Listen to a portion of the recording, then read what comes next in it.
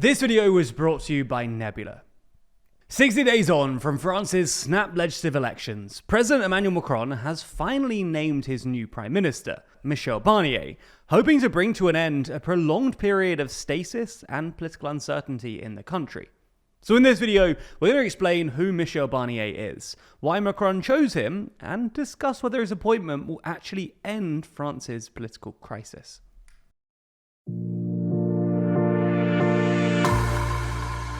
Before we start, if you haven't already, please consider subscribing and ringing the bell to stay in the loop and be notified when we release new videos. So, who exactly is Michel Barnier? Well, you probably know him best as the EU's former chief Brexit negotiator, but he's actually held plenty of positions before then too. For example, he's twice been an EU commissioner and 4 times been a French minister.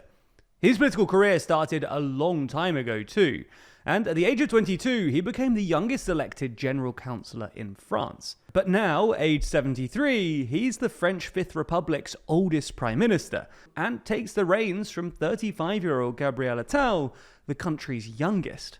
Regardless, when it comes to politics, Barnier is right-wing, having been a member of a series of Gaullist conservative parties, most recently the Republicans, with him unsuccessfully seeking the party's nomination for president back in 2022. Back then, during his primary campaign, he called for a moratorium on immigration, a strict savings trajectory for the budget, increasing the retirement age to 65, encouraging work over welfare, and more. So, how has he ended up as Prime Minister? To answer that question, we're going to need a quick refresher on what happened in the elections earlier this year. After a bruising European Parliament election in June, in which the far-right National Rally came first, President Macron opted to dissolve the French National Assembly in order to hold fresh legislative elections in June and July. The surprise elections delivered an even more surprising result. Marine Le Pen's far-right National Rally, which polls indicated as being on the brink of coming to power, gained a considerable number of seats, but ultimately came third.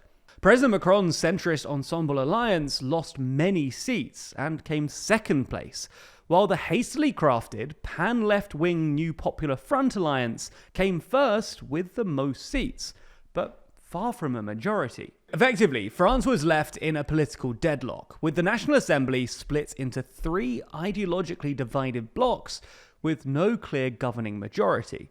Ultimately, it's up to the president, i.e. Macron, to appoint the prime minister, a role which leads the cabinet and effectively runs things domestically day to day.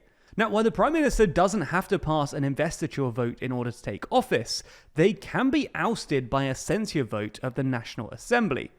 Macron's challenge, therefore, was to appoint a prime minister that would enjoy the support of the majority of the National Assembly deputies, or at least could not be instantly toppled by a censure vote. The New Popular Front, having come first, wanted Macron to appoint someone from the left as prime minister.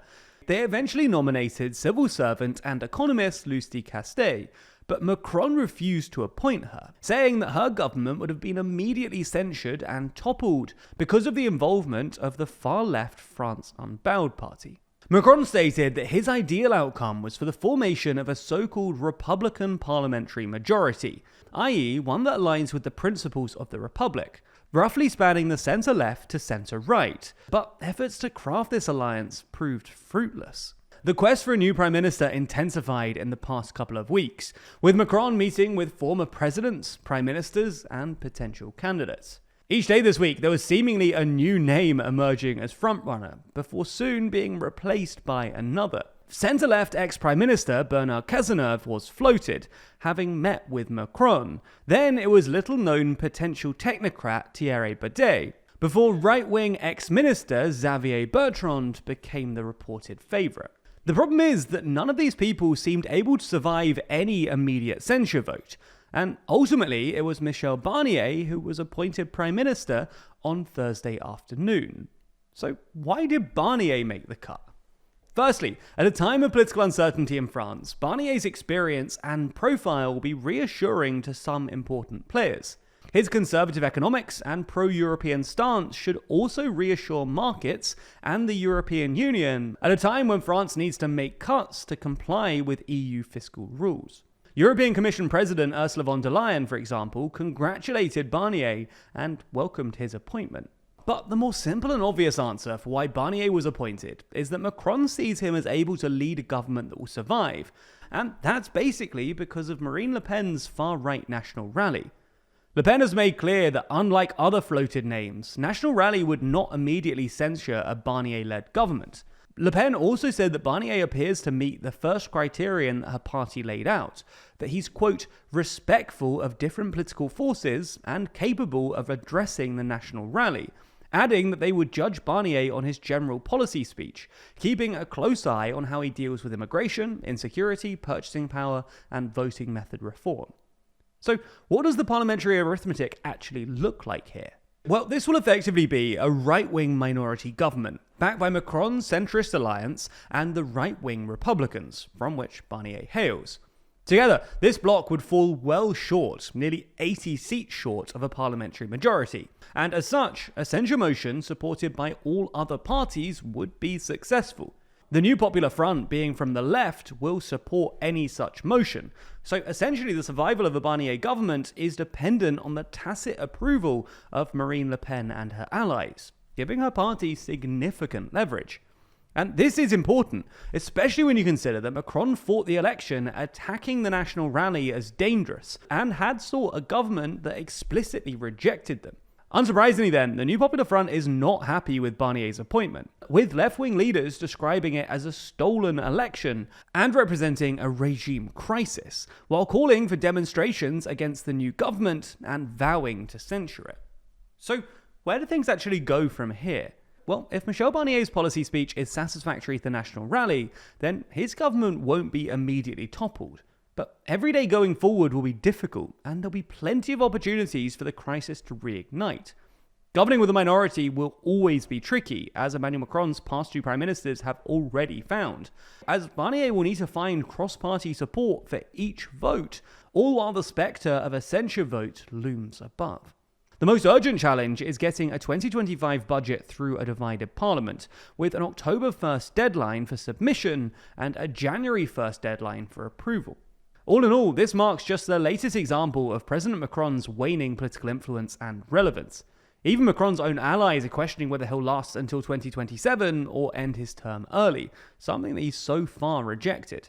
In any case, the starting pistol has been fired in the race to replace him, with Macron's former Prime Minister, Edouard Philippe, announcing his presidential candidacy for 2027, although he has reportedly instructed his party to be ready for spring 2025. Anyway, if you want more election coverage from us, then you should check out this. Look, as British people, we often cast a wary eye at our friends across the Atlantic. But honestly, the last few months have been especially wild. We've seen Biden bail from the race after a terrible debate. My fellow Americans. The red-blue divide making way for lurid green. Trump accusing Kamala of changing her race. Vance getting accused of couches. Endless memes about coconut trees, and endless arguments over crowd sizes. This weird obsession with crowd sizes. Obama making a joke, Trump talking about Biden like an ex he misses, RFK Jr. potentially having worms in his brain, before admitting to burying a bear in Central Park. Oh, and an assassination attempt that we all kind of forgot about because of all of the other chaos. I mean, honestly, WTF USA. The thing is though, while it might be tempting to just roll your eyes at these shenanigans, these aren't just meme-worthy moments. And you know I'm serious, because I've not stood up in a video since COVID. But these incidents actually pose important questions, like how much does the Gen Z vote matter this time round? How important will online campaigning and social media prove to be? What impact do running mates have? Okay, I don't have words for that one. These are the kinds of things we'll be explaining in our new Nebula original series, What to Follow USA, only on Nebula. Each week, we'll take the moments that have been dominating internet discourse and explaining the true politics under the hood. Look at me pandering to the American audience. We'll be releasing new episodes of What to Follow every Friday through to the election. The fact that it's on Nebula means we've been able to take more risks with this series. The tone and attitude of the show isn't what you'd expect from TLDR. I'm not sure we've talked about fucking couches on YouTube before, but the journalism and reporting is exactly the standard you'd expect from Nebula support also means that we can do things differently, create additional content for you, and tackle topics that the YouTube algorithm just wouldn't normally allow for. It's not just this new series on Nebula either though. There's also incredible originals on the platform like Modern Conflicts from Real Life Lore, or the upcoming documentary from Tom Nicholas, Boomers, which takes a provocative look at the lives and legacy of the baby boom generation. Plus, we also post all of our normal content on Nebula ad-free, and often before it ends up on YouTube. If you want to check all of that out, plus WTF USA, then head to go.nebula.tv/WTF, or click the link in the description. That way, you can pick up an annual Nebula subscription for a huge 40% off. We're really happy with how this new series has turned out, so please do give the series a look. We'd really appreciate it.